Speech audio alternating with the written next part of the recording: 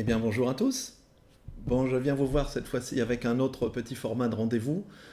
Pendant l'année, je ne sais pas si j'aurai le temps de refaire des revues hebdomadaires, hein, comme depuis quelques semaines. Vous avez vu, cette semaine, j'ai pas eu beaucoup le temps. Ce sera certainement samedi prochain. Reste qu'il faut, à mon avis, rester mobilisé. Donc je vais vous proposer un format beaucoup plus court, donc plus rapide à faire, donc plus facile à prendre en compte pour vous. Ah oui, c'est le plus court. Je vais donc réagir au coup par coup sur les sujets d'actualité immédiate, hein, sous la forme d'un petit billet vidéo cette fois-ci. Dites-moi ce que vous en pensez. Eh bien écoutez, on démarre. Hein. Si vous n'êtes pas au courant, je vais revenir sur l'intervention de notre président des riches, hein, samedi dernier. Alors, je cite, hein, hôtel, café, restaurant, je traverse la rue. Moi, je vous en trouve du boulot. Hein. Ils veulent tout simplement des gens qui sont prêts à travailler. Voilà ce qu'il ose dire. Notamment face à un jeune demandeur d'emploi, hein, qui lui exprimait ses difficultés pour trouver du travail. Alors, arrogance, mépris, on commence à avoir l'habitude maintenant. Hein. Il a qu'à d'ailleurs aller se faire embaucher à Pôle emploi. Hein. Notre président, il fera peut-être mieux sûrement. Et puis en tout cas, pour faire traverser les 6 millions de chômeurs qui existent en France, ça va être un petit peu compliqué. Bon, le fameux virage social, hein, il n'aura duré que 3-4 jours. Hein. Sur le fond, c'est toujours la même rengaine. Hein. C'est la rengaine libérale qui veut que les responsables du chômage, ce sont les chômeurs. Et pourtant, c'est pas ça. Mais bon, je vais mettre tout de suite en parallèle avec ça les débats de la loi Pacte. Hein. La loi Pacte, alors c'est le projet de loi croissance et transformation des entreprises.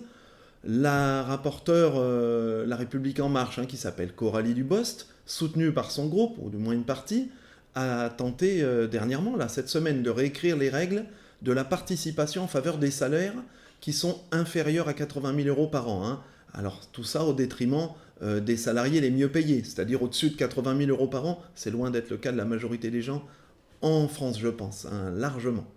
Alors c'est un amendement, hein, comme son nom l'indique, hein, qui va permettre à 4 millions de salariés de bénéficier d'un mécanisme de participation au sein de leur entreprise, et donc éventuellement de gagner, hein, 80 euros par an de plus, ça représente 7 à 8 euros par mois. Éventuellement encore, hein, si les résultats de l'entreprise fonctionnent bien.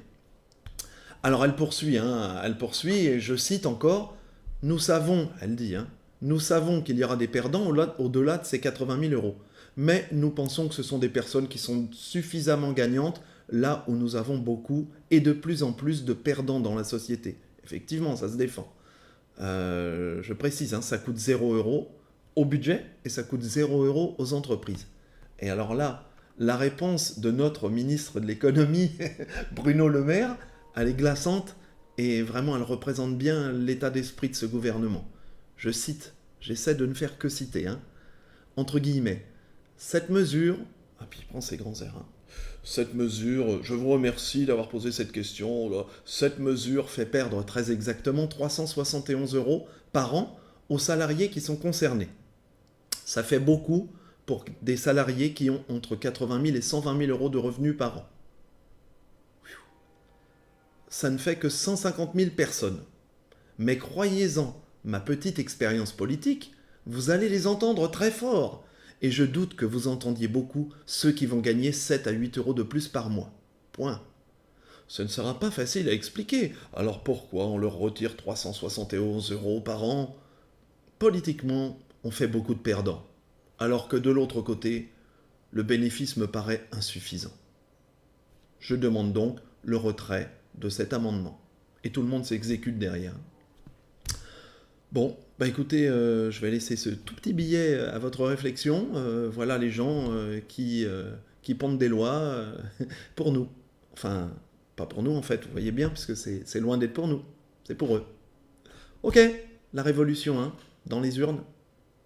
À bientôt. Peut-être à samedi alors.